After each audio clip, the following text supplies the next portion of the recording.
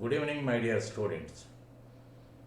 Commerce students అందరికీ అంటే intermediate మొదలుకొని సిఏ కంప్లీట్ అయ్యేంత వరకు కూడా ఒక చక్కటి బహుమతి ఇవ్వాలని అనుకుంటున్నాను. కాబట్టి నా ఉద్దేశం ఏంటి, ఆ బహుమతి ఏంటి, ఎందుకు ఇవ్వాలనుకుంటున్నారు అనేది మీరు పూర్తిగా దయచేసి ఈ వీడియోని ఎక్కడా కూడా స్కిప్ చేయకుండా చూడండి. నా ఆలోచన మీకు అర్థమవుతుంది. దాంతో మీ ప్రయత్నాలు మీరు చేసుకోవచ్చు. ఇది బహుమతి క్వశ్చన్ కాదు, ఇక్కడ బహుమతి క్వశ్చన్ కాదు. మీలో ఉన్న కామర్స్ మీద మీకున్న అవగాహన ఈ ప్రపంచానికి మీతో చెప్పించే ప్రయత్నం తప్ప ఇంకోటి ఏమీ కాదు. నేను 69లో కామర్స్లోకి ఇంట్రడ్యూస్ చేయబడ్డాను. అంటే నేను ఇంట్రడ్యూస్ చేయబడ్డాను కాదు, కామర్స్ నాకు ఇంట్రడక్షన్ అయింది 69లో. తెలంగాణ యాజిటేషన్ టైం అది. సో 72లో నేను, అంటే నాకు 3 ఇయర్సే పట్టింది డిగ్రీ కంప్లీట్ కావడానికి. 3 సంవత్సరాలు అయినా కూడా అప్పుడున్న పరిస్థితులు అవి. నేను 72లో బీకామ్ డిగ్రీ కంప్లీట్ చేశాను. చేసిన తర్వాత ఇక రకరకాల ప్రయత్నాలు, ఉద్యోగ ప్రయత్నం నేను ఎన్నడూ చేయలేదు. ఎందుకంటే ఉద్యోగం చేయకూడదని ఒట్టు పెట్టుకున్నాను ఇప్పుడు 10th క్లాస్లోనే. నేను ఉద్యోగం చేయకూడదు, అదేంటి అనుకుంటే, ఉద్యోగం చేస్తే నా పుట్ట నేను మాత్రం పోషించుకోగలుగుతాను, నా భార్య బిడ్డలను పోషించుకోగలుగుతాను. కానీ ఉద్యోగానికి మించిన ప్రయోగం ఏదైనా చేయగలిగితే నేను కనీసం ఒక్కడినైనా నాతోటి డెవలప్ అవడానికి అవకాశం కలిగించగలుగుతానని ఆ రోజున ఎందుకో ఆ చిన్న వయసులోనే నాకు వచ్చింది.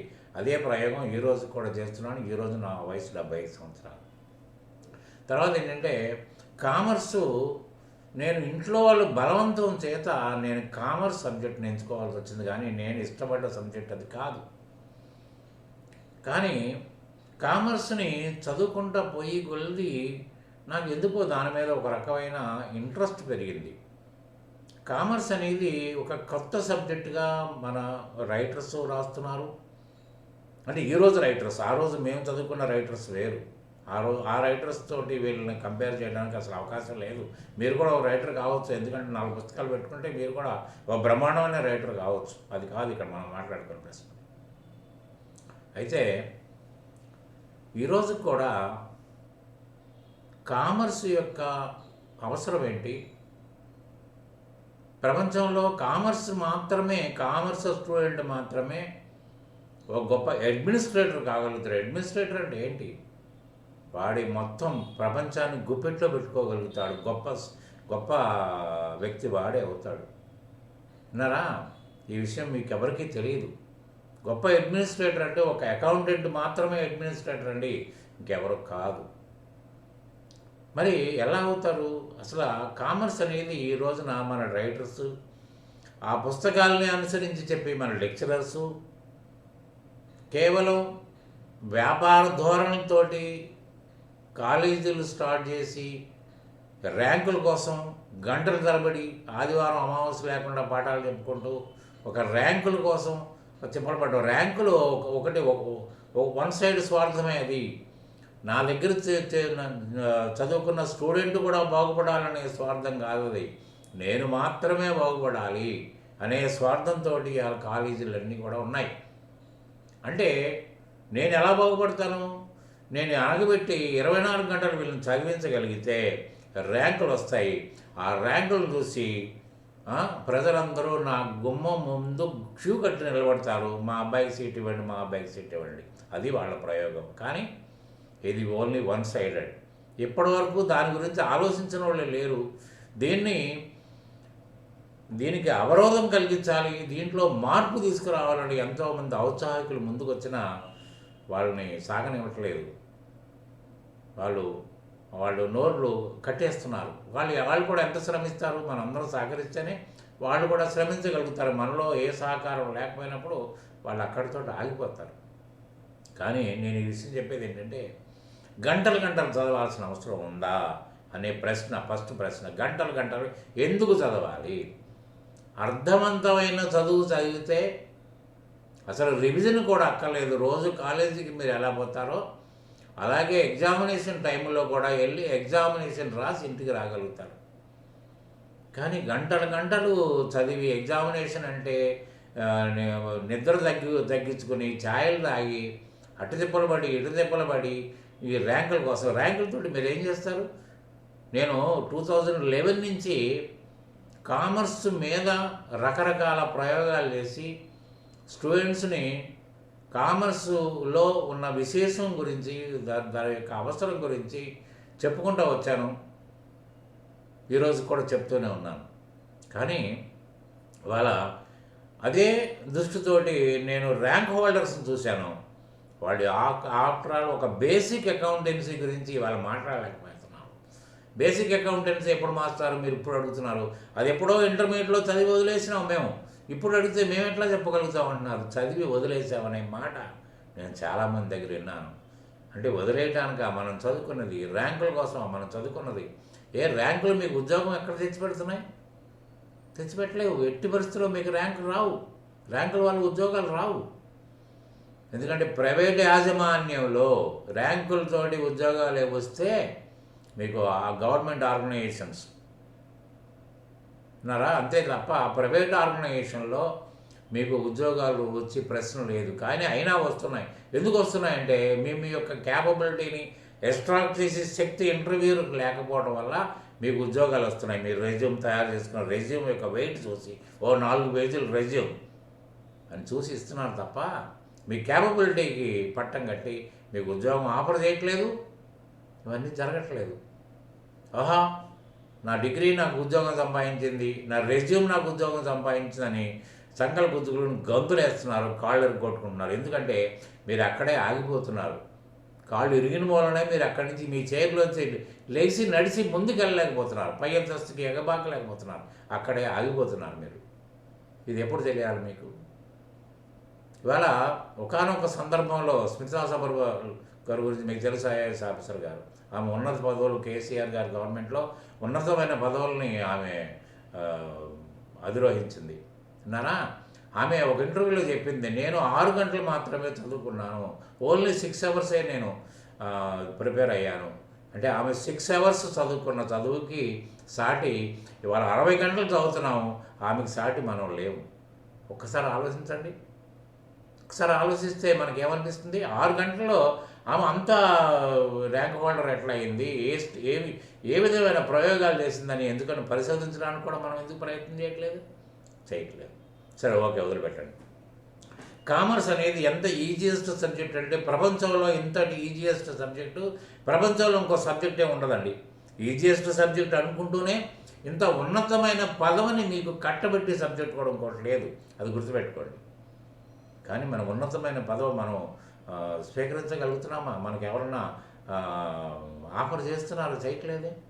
కారణాలేంటి అంటే మనకి అసలు బేసిక్ అకౌంటెన్సీ మీద పట్టు లేకుండా పోయింది. 1494లో Italian mathematician Lokah పాసియోలి, father of accounting, ఆయన ఫోటో కూడా ఇవాళ ఎక్కడ, ఆయన ఎలా ఉంటాడో కూడా మనకు తెలియదు.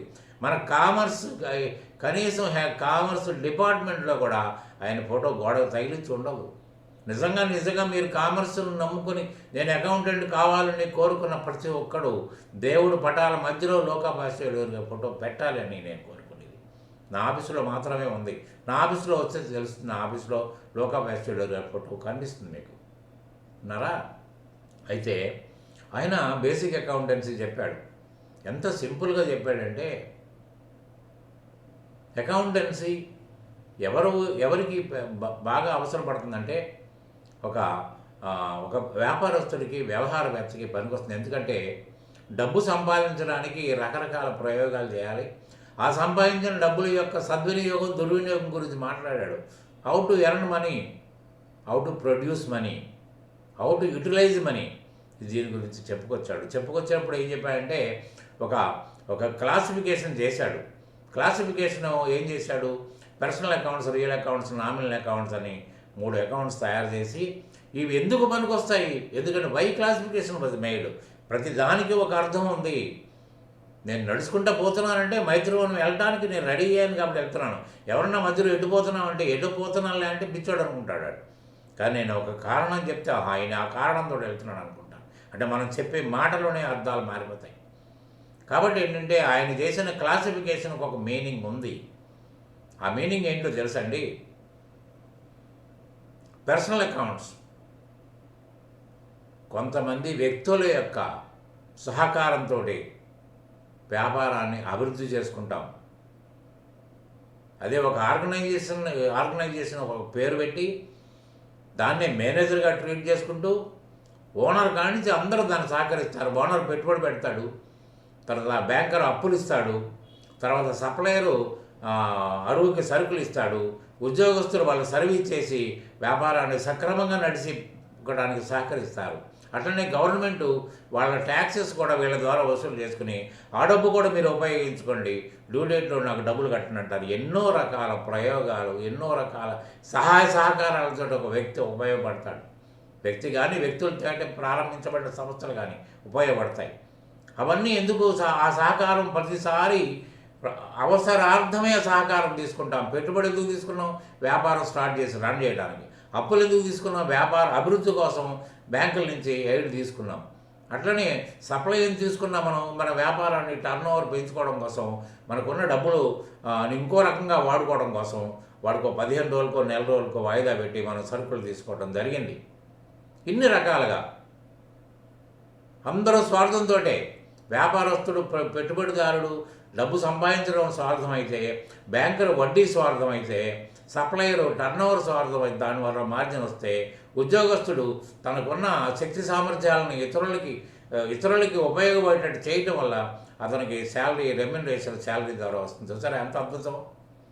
అంటే మళ్ళీ రేపొద్దున వీళ్ళందరికీ తీర్చాలి కాబట్టి ఎవరినైతే మేనేజర్గా పెట్టుకున్నాం, మేనేజర్ అంటే ఎవరండి? సంస్థనే మేనేజర్గా పెట్టుకున్నాం.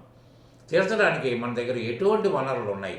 క్యాష్ రూపంలో ఏముంది, స్టాక్ రూపంలో ఏముంది, తర్వాత రావాల్సిన బాకీల రూపంలో ఉంది, సెక్యూరిటీ డిపాజిట్లు ఏమున్నాయి, ఇవన్నీ చేసుకుంటే మనం ఖచ్చితంగా ఎవరు సహకారం అయితే తీసుకున్నామో వాళ్ళకి అడిగిన తక్షణం ఇవ్వగలిగిన సమర్థత ఉంది. అందుకని ఏంటంటే దాన్నే బ్యాలెన్స్ షీట్ అంటారు. బ్యాలెన్స్ షీట్ అంటే అర్థం ఏంటి? బ్యాలెన్స్ షీట్ చదువుకోవడం తప్ప బ్యాలెన్స్ షీట్ని కట్ చేసి మాట్లాడుకున్నారా? బ్యాలెన్స్ అంటే నిల్వ, షీట్ అంటే పట్టిక. అంటే నిల్వలు చూపించే పట్టిక. ఏ రోజున మీరు అనుకుంటే, ఏ రోజున నా పరిస్థితి ఏంటి, what is my financial status అని కానీ ఆలోచించుకున్నట్టయితే దాన్నే బ్యాలెన్స్ షీట్ అంటారు. అట్లనే అసలు వ్యాపారం ఎందుకు చేస్తున్నావు? డబ్బు సంపాదన. నిజంగా నేను డబ్బు సంపాదిస్తున్నానా లేదా తెలుసుకోకపోతే రేపొద్దున ఎంత దూరం పోతావు? రేపొద్దున నిజంగా వ్యాపారంలో డబ్బులు కనిపించవచ్చు, ఏదో ఒక రోజున మీరు స్ట్రక్చర్ మూవ్ చేయాల్సిన పరిస్థితి వస్తుంది. కాబట్టి నిజంగా వ్యాపారంలో నేను అనుకున్న విధమైన లాభాలు వస్తున్నాయా, రావడం లేదా విన్నారా అనేది తెలుసుకోవడం కోసం ఇన్కమ్ అండ్ ఎక్స్పెండిచర్ స్టేట్మెంట్ చేస్తాం. That is trading profit and loss account. Trading అకౌంట్కి ఒక అర్థం ఉంది, అది ఒక అర్థాన్ని మనకు చెప్తుంది. అట్లనే ప్రాఫిట్ అండ్ లాస్ అకౌంట్ కూడా ఒక అర్థం ఉంది, అది కూడా మనకు అర్థం చెప్తుంది. ఇన్ని రకాలుగా కామర్స్ ఆయన మహానుభావుడు చెప్పాడు. దానికి జర్నలైజేషన్ చేయమన్నాడు, అంటే రికార్డింగ్ చేయమన్నాడు. రికార్డింగ్ కూడా ఒక రూల్ని అనుసరించి చేయమన్నాడు, గోల్డెన్ రూల్స్ ఆఫ్ అకౌంటింగ్ అని. దాంట్లో డెబిట్ క్రెడిట్ అని, అది ఇటాలియన్ వర్డ్స్ నుంచి డెబెరే క్రెడెరే అని పదం, డెబిటమ్ అని క్రెడిటమ్ అని పదాల నుంచి మనం కాలాంతరంగా వచ్చి డెబిట్ క్రెడిట్ అయిందనుకోండి. ఇలా ప్రపంచం మొత్తం డెబిట్ క్రెడిటే వాడుతున్నారు. అసలు డెబిట్ అంటే left hand side is debit, right hand side credit అని పుస్తకాల్లో అదే రాసి తెచ్చారు. మన లెక్చరర్స్ అదే చెప్తున్నారు. తర్వాత ఇంకొకటి గమ్మత్ ఏంటంటే, ఏదైతే మిమ్మల్ని అకౌంటెంట్ యూనిఫామ్ మీకు తగిలిచ్చే సమర్థత ఎవరికి ఉందంటే ఓన్లీ జనరల్ ఎంట్రీస్కే ఉంది. ఎవరైతే జనరల్ ఎంట్రీని సక్రమంగా నేర్చుకోగలుగుతారో అతను మాత్రమే అకౌంటెంట్ అవుతాడు. ఇంకెవరూ అకౌంటెంట్ కాలేరండి, 100% కాలేరు. కానీ దానికే మన రైటర్స్ కానీ, మన ఎగ్జామినర్స్ కానీ, మరి వాళ్ళు ఏ బళ్ళు చదువుకున్నారో తెలియదు, మరి ఏ నాలెడ్జ్, అసలు ఏ మైండ్ తోటి ఆ రోజు పుస్తకాలు రాసి లేదా ఎగ్జామినేషన్ పేపర్ సెట్ చేశారో కూడా తెలియదు. 2 మార్కులు ఇచ్చారండి ఇంటర్మీడియట్లో, 2 మార్కులు. మన లెక్చరర్ గారు కూడా, ఘనత వహించిన లెక్చరర్ గారు ఏం చెప్తారంటే, దీన్ని మీరు కేర్ చేయాల్సిన అవసరం లేదు, ఎందుకంటే ఓన్లీ 2 మార్కులు వస్తాయి, తర్వాత టైం ఉంటే రాదుర్లేండి, అది వదిలిపెట్టేయండి. అది వాళ్ళు చేసే పని. 2 మార్కులే కాబట్టి ఎవరూ దీని గురించి పట్టించుకోవాల్సిన అవసరం లేదు అన్నారా. అది ఆ విధంగా జరుగుతున్న చరిత్ర. కాబట్టి ఏంటంటే, నేను ఇవాళ తర్వాత రేపు కూడా కొంత కంటిన్యూషన్ చెప్తాను. ఈ 2-3 వీడియోల ద్వారా మీరు విన్న తర్వాత అసలు పండిత పామరులకు కూడా అర్థమయ్యగలిగిన చెప్పటమే ఒక రకమైన ధోరణి. ఎందుకంటే ఒక పండితులకి అర్థమైతే చాలా లిమిటెడ్గా ఉంటారు. పామరులకు కూడా, చదువు సంధ్య లేనోడు కూడా మీరు చెప్పేది అర్థమైతే చాలా గ్రేట్. కాబట్టి ఏంటంటే కామర్స్ అనేది మన రక్తంలో ఇమిడిపోయి ఉన్న సబ్జెక్టు. ఎందుకంటే చదువు సంధ్య లేని వాడు కూడా లెక్క తెలుసు. 100 రూపాయలు జేబులు పెట్టుకుని 20 రూపాయలు మిగిలితే 80 రూపాయలు ఏం చేశాడు చెప్పగలుగుతాడు అతను. అంటే అతనికి లెక్కలు రానంటే అతనికి కామర్స్ వచ్చు కదా. అంటే ఇవాళ కామర్స్ వచ్చిన సబ్జెక్ట్ని ఎందుకు మనం నేర్చుకుంటున్నాం అంటే ఒక సిస్టమేటిక్గా ఒక సైంటిఫిక్ వేలో దాన్ని అనుసరించడానికి చెప్పి సబ్జెక్ట్ తప్ప ఇది కొత్త సబ్జెక్ట్ కాదు. కొత్త సబ్జెక్టు కాదని నేర్చుకోండి, ఎంత అద్భుతంగా ఉంటుందో, ఎంత ఈజీగా ఉంటుందో. ఇవన్నీ మర్చిపోయి మనం ముందుకెళ్ళాలా? ఎంతకాలం ముందుకెళ్తాం? మీరు బీకామ్ చదివితే ఏంటి, సీఏ చదివితే మాత్రం ఏంటి? ఏం చేయగలుగుతున్నారు సీఏ చేసి? ఎట్లా పడితే అట్లా సంతకాలు పెట్టా, ఎట్లా పడితే డబ్బులు సంపాదించుకోవడమా? మీ వల్ల సమాజానికి ఎంతవరకు ఉపయోగపడుతుందో ఎవరైనా క్వశ్చన్ చేసుకున్నారో చేసుకోండి ఇప్పటికైనా. అంటే అందరూ తప్పు చేస్తున్నారని కాదు, అందరూ ఒప్పు చేస్తున్నారని క్వశ్చన్ కాదు.